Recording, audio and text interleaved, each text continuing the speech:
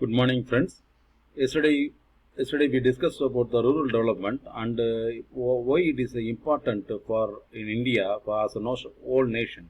So, and also in second part we also see about we also discussed about the what is the decentralization. Why the decentralization in and also the giving power to local panchayat is most important. The concept of decentralization why is important. So the unless otherwise the decentralization, that is the bottom up planning is mandatory for any development. So that's what in the rural development, unless otherwise the bottom up approach is not implemented very correctly, then it is a difficult dream to achieve the rural development, actual rural development. That's what yesterday we have seen. The decentralization is some of the important concept, and there is a defined in this class we are going to see about the what kind of decentralization effect in the, and why it is important, and how it is a panchayat raj implemented in the rural area, and what is the power bestowed with what kind of power it gives to the rural people through panchayat raj, and what is the role of panchayat raj in development of rural area. That is what this class we are going to discuss. The part of just to recall yesterday's class is that decentralization is defined as the transfer of power and resource from higher to lower levels in the political system.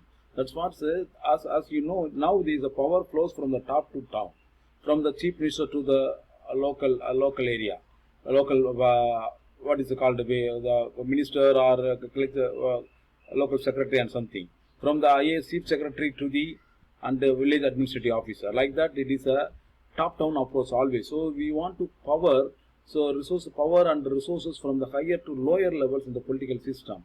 So all the power we have to restore with the local people. So yesterday also we have seen one video about this class. This video you have observed that. So the every village have the unique problem. So we cannot be able to generalize throughout the villages. As the data shows that in Tamil Nadu alone, there are 12,890 Gram Panchayat. So to more than 12,890 Gram Panchayat. Every Gram Panchayat consisting of more than 2 villages or maximum 10 or 11 villages. So if every Gram Panchayat is a unique, then the problem is also so unique. And also demand from the local people also very unique. That's what it is a demand driven. So that's what this the video discussed about why the local power or local governance is most important as a part of decentralization. So the decentralization what kind of decentralization we are talking about? So if decentralization, we understand that the power from the top to town it should be flow. That's what we understand, no? So then what kind of decentralization? So we generally discuss about the 3 type of decentralization. Decentralization should take in three forms. The first forms including deconcentration or administrative decentralization. Deconcentration means it's a particular concentrate on particular area. The power is concentrated on the collector or the higher level officials. They have no power implementing of the power to the local area people. So that's what we have to administrative decentralization occurs when whatever they need, they can able to make a decision by themselves. So for the village panchayat, they need something to implement in the village. No need to ask anybody in the higher level. The president itself they can able to decide. So because apart from the collector, apart from them, the local people only know what actually need. So based upon the need, they can create some kind of program. Then they themselves implement it. So the deconcentration of administrative decentralization occurs when the agent of higher levels government move to the lower level. So they no need to ask a permission from the higher levels. The lower level people itself, they can decide what kind of schemes need to be implemented, they source, and that's what. So now through the deconcentration of administrative setup, we talk about administrative power they have. So I want to decide to pick a community well for drinking water purpose. Okay, very good. So the village panchayat, local people, they have a power to implement. But where is the money will come from? So unless the government they will give. So that's what the second. So where the money comes from, that's what the decentralization can take another form is a fiscal decentralization or a financial decentralization. So the power, usually the government allotted money to the District Rural Development Agency, a DRDA. So in the practical classes, we hope we will, once the regular systems resumed, we will plan to visit DRDA in Pudukkottai also. But in the time being, so the financial decentralization is the most important. The physical decentralization occurs when the higher level of government influence over budget and financial decision at lower level. So if, for example, already see that the village panchayat decided to make some community well for drinking water purpose, or make a borewell for drinking water purpose. They decided. So where the money will comes from? So usually they have to approach block level or district level to attract the fund. So now this financial decentralization, they sets about, so the money the collected from the local people as a tax, different kind of tax, it received with the local level, and that using that money they will implement whatever the scheme. And also the government, through the collective tax, they will give to the rural people through local governance. In this video also he is assisted, no? So every 5 crore rupee will be given to the local governance, every Grama Panchayat. Then the 5 crore means it is a huge amount. Like that they can gather, it is for example, but they gather the amount that will they have a, they can implement whatever the scheme they will they have in the mind. So if you have a time and in the Google you can search Vodapalayam Grama Panchayat in the Coimbatore district. So if you have a time, and please type a Vodapalayam Grama Panchayat in Coimbatore district. So this district, one of the classical example for the local governance and repeatedly receiving award from the best governance from the President of India, and they have self-sufficient. How they are managing their power, even their total village, they are self-generating the power. They are producing the power. They are very clean, and so much people are visiting that village. How the self-governance is happening. So the classical example is Vodapalayam village. They have so many newspaper cuttings also available. So I will upload in the Google Classroom. But I request you to search Vodapalayam Grama Panchayat in Coimbatore district, and so many information will come, and you can listen or watch. Okay. So and the third, so decentralization can take another form, is a devolution or democratic decentralization. Okay. Administrative power will be given to the local people, and the financial power will be decided by the local people, and who will be the deciding authority among the local people. That's what the resource, power, often tasks are shifted to lower level authorities who are somewhat independent of higher authorities. So I have to make a decision means I have to be knowledgeable. I know what is the system is going on. So that's what we have to elected through democracy and with reasonable knowledge. For now, so many people are elected, but they don't have any knowledge. Again, they are depending on to the officials in the block level. Sir, what kind of, I have this kind of money, and we have this kind of program, what I can do. Like that, again, they are suggesting the get a suggestion or guidance from the officials. I am not saying that getting suggestion and guidance from official is wrong, but so the independent is most important than dependent or interdependent. So if the officials actually they don't know about real situation, depending upon their own idea, they give suggestion.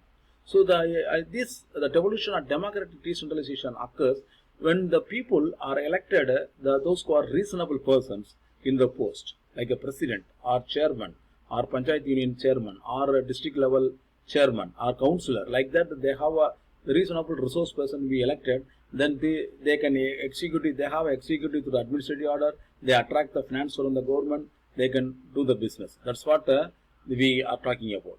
So again, and I am trying to quote about one of the important quote of our Mahatma Gandhi. So ஒரு லட்சிய கிராமத்தை உருவாக்குவது என்பது எந்த வகையிலும் லட்சிய இந்தியாவை உருவாக்குவதை விட சிலைத்ததல்ல. லட்சிய கிராமத்தை உருவாக்க ஒரு மனிதரின் முழு வாழ்நாள் தேவைப்படும். இத்தகைய பணியில் ஈடுபடும் மனிதர்கள் இந்தியாவிற்கு மட்டுமல்ல உலகிற்கே ஒரு அற்புத வழிகாட்டியாக விளங்குவார்கள். So it's 1940 Mahatma Gandhi wrote in Garijan, is a magazine he published by himself. So he said that so if you want to build a nation, so we cannot able to build a nation because the nation is consisting of so many villages. Unless otherwise we can build a village, then we cannot able to build a nation. Like so without the brick and cement, how you can construct the house? So everybody talking about the house, but not talking about the bricks. So without bricks or without cement it is not possible to build a house. The same way, if you assume that India is a house, then every village is act as a bricks. So that's what the development program and policy is act as a cement. So that's what the both, unless there is a policy and the bricks, we cannot build a nation.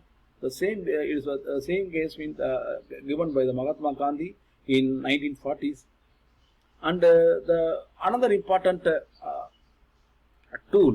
So why we are next class we are going to see about the community development program, one of the important development program. So before that, so the Balwantrai Mehta committee is allotted by the government to evaluate community development program, which is initiated in 1952, immediately after independence.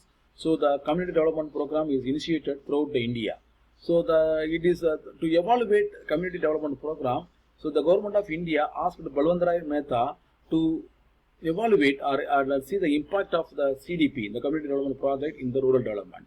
After analyzing the community development program, he gave a report to the government. This is the Tamil version of that report. So வளர்ச்சி திட்டங்கள் உரிய பலனளிக்கவில்லை. So the வளர்ச்சி திட்டங்கள் means the community development program, whatever the program they implemented by the government in 1952 is not given a good result because the போதுமான மக்கள் பங்கேற்பும் ஒத்துழைப்பும் திட்ட செயலாக்கத்தில் இல்லை. So because the poor participation from the village and also cooperation, participation and cooperation from the village is not sufficient to execute the program. So that's why the local people not able to participate or not willing to give a cooperation to the officers.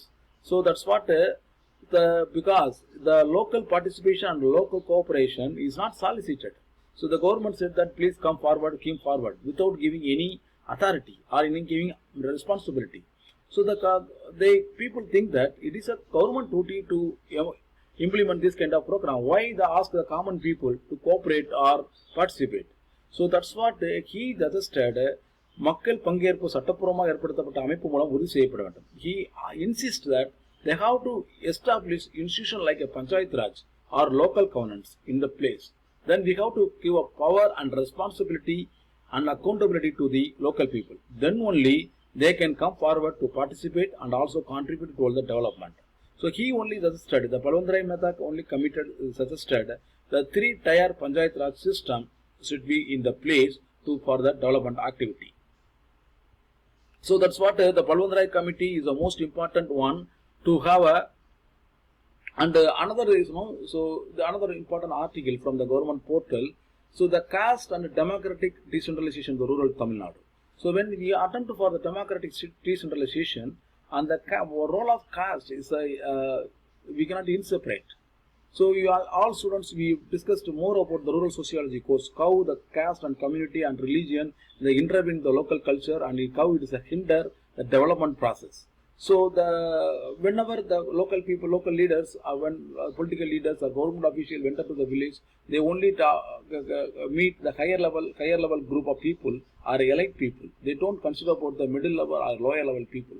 So it is often because the lower level and middle level people only can be able to contribute or come to the field, but the elite people only they give the idea. So that's what. When you are discussing the officials and high level officials going to the village and discussing about the development, only the elite people, the local people, they think that is the local people. I mean the middle level people and lower level people. They think that it is only for the elite people, not for us. Like that they think. So the democratic decentralization is not happening according to this process.